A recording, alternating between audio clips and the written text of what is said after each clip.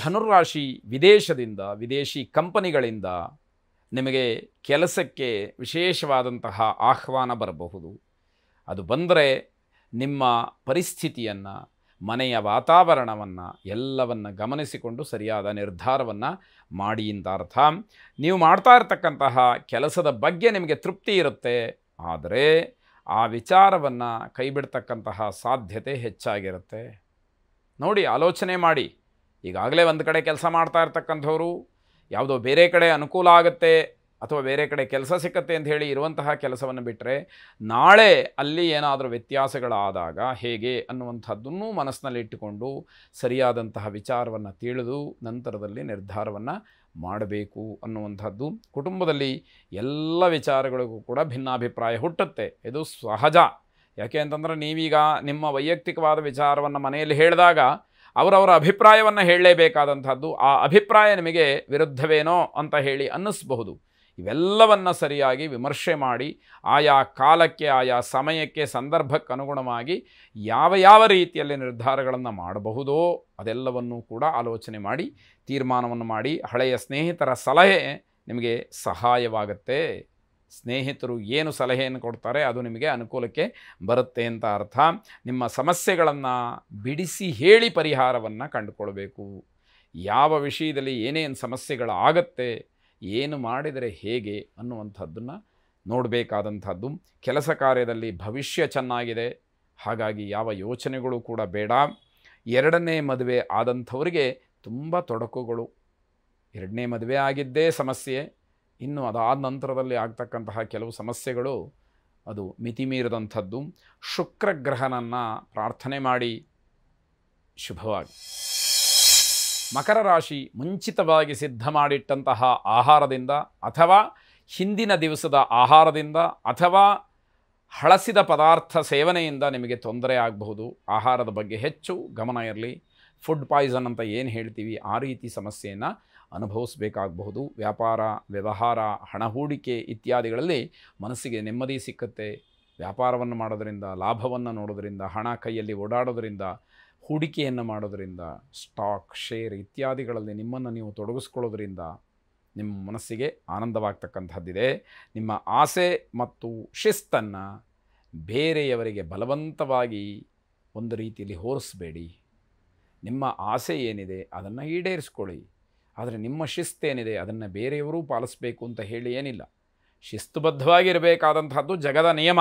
ಆದರೆ ನಿಮ್ಮ ಶಿಸ್ತಿನ ರೀತಿಯಲ್ಲಿ ಬೇರೆಯವರು ಇರಬೇಕು ಅಂತ ಹೇಳಿ ಅಪೇಕ್ಷೆ ಪಡೋದಿದೆಯಲ್ಲ, ಅದು ತಪ್ಪಾದೀತು. ಅದನ್ನು ಗಮನಿಸಬೇಕು. ಸಾಯಂಕಾಲದ ಹೊತ್ತಿಗೆ ವ್ಯವಹಾರದಲ್ಲಿ ಹಿನ್ನಡೆಯಾಗತ್ತೆ. ಇದು ಅತಿ ಮುಖ್ಯವಾಗಿ ಷೇರುಪೇಟೆಯಲ್ಲಿ ಷೇರು ವ್ಯವಹಾರಗಳನ್ನು ಮಾಡ್ತಕ್ಕಂಥವರಿಗೆ ಹೆಚ್ಚಿನ ಗಮನಕ್ಕೆ ಬರಬೇಕಾದಂತಹ ಅಂಶವಾಗತ್ತೆ. ಅನಗತ್ಯವಾದಂತಹ ವಿವಾದಗಳು ಏರ್ಪಾಟಾಗತ್ತೆ. ಮುಖ್ಯವಾಗಿ ಆರೋಗ್ಯದ ದೃಷ್ಟಿಯಿಂದ ಗಂಟಲಿನ ಸಮಸ್ಯೆ ನಿಮ್ಮದಾಗಬಹುದು.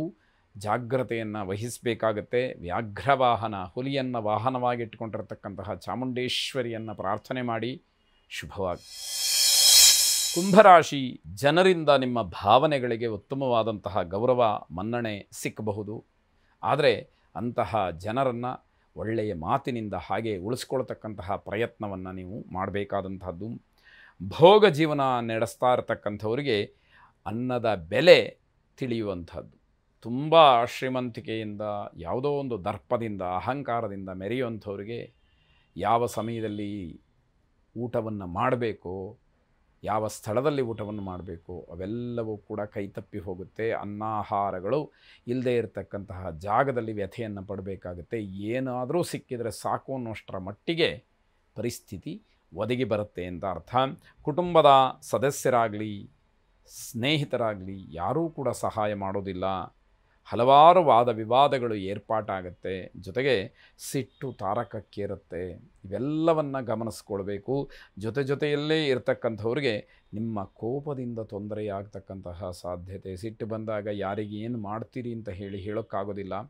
ಜೊತೆಯಲ್ಲಿದ್ದವರು ಅನುಭವಿಸಬೇಕಾದಂತಹ ಅನಿವಾರ್ಯ ಅಥವಾ ಅವರ ಏನೋ ಒಂದು ಪೂರ್ವಜನ್ಮದ ಸುಕೃತ ಅಲ್ಲಿ ಹಾಗಿರುತ್ತೆ, ಅವರ ಕರ್ಮ ಅಂತ ಹೇಳಬೇಕು. ವೈಷ್ಣವಿ ಮಂತ್ರವನ್ನು ಪಠನೆ ಮಾಡಿ. ವಿಷ್ಣು ಸಂಬಂಧಿಯಾದಂತಹ ಮಂತ್ರ ಪಠನೆಯಿಂದ ಸ್ವಲ್ಪ ಮಟ್ಟಿಗೆ ತಾಳ್ಮೆ, ನಿಗ್ರಹ ಶಕ್ತಿ ನಿಮಗೆ ಬರಬಹುದು. ಶುಭವಾಗಿ.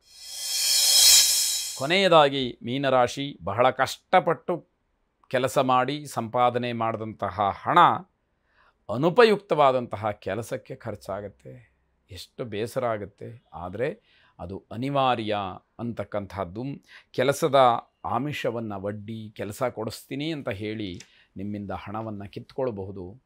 ಯಾರೂ ಆ ರೀತಿಯ ಪ್ರಸಂಗಗಳ ಬಂದಾಗ ಸರಿಯಾದಂತಹ ರೀತಿ ನೀತಿಗಳನ್ನು ಅನುಭವಿಸಿ ಅನುಸರಿಸಿ ಅಂತ ಹೇಳಬೇಕಾದಂಥದ್ದು. ಹಣವನ್ನು ಮತ್ತೆ ಸಂಪಾದನೆ ಮಾಡ್ತಕ್ಕಂತಹ ಶಕ್ತಿ ಇರುತ್ತೆ. ಆದರೆ ಇಂತಹ ಪ್ರಸಂಗಗಳ ನಡೆದಾಗ ಮನೋಬಲ ಕುಗ್ಗಿ ಹೋಗುತ್ತೆ. ಮಾನಸಿಕವಾಗಿ ಅದೇ ಯೋಚನೆಗಳು ಪುನಃ ಬರ್ತಾ ಇರುತ್ತೆ. ಮನೋಬಲ ಮನೋಧೈರ್ಯ ತಗ್ಗಿ ಹೋಗುತ್ತೆ ಅನ್ನುವಂಥದ್ದು. ಕೆಲವು ನಿರ್ಧಾರಗಳು ಇದ್ದಕ್ಕಿದ್ದ ಹಾಗೆ ಬದಲಾವಣೆ ಆಗತಕ್ಕಂತಹ ಸಾಧ್ಯತೆ ಇದೆ. ಆ ಕ್ಷಣಕ್ಕೆ ಏನು ಬೇಕೋ ಹಾಗೆ ನಿರ್ಧಾರ. ಇದೆಲ್ಲವನ್ನು ಗಮನಿಸಿದಾಗ ಗ್ರಹಚಾರ ಹೇಗೆಲ್ಲ ಆಟ ಆಡುತ್ತೆ ಅನ್ನುವಂಥದ್ದು ತಿಳಿಬೇಕು. ಮನೆಯಲ್ಲಿ ಸಣ್ಣ ಪುಟ್ಟ ಸಮಸ್ಯೆಗಳು ಕಾಡಬಹುದು. ಮಾನಸಿಕವಾದಂತಹ ಬೇಸರ ಅಂತೂ ಇದ್ದೇ ಇರುತ್ತೆ.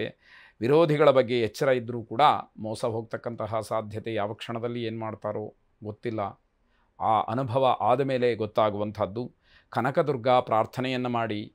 ಶುಭವಾಗಿ.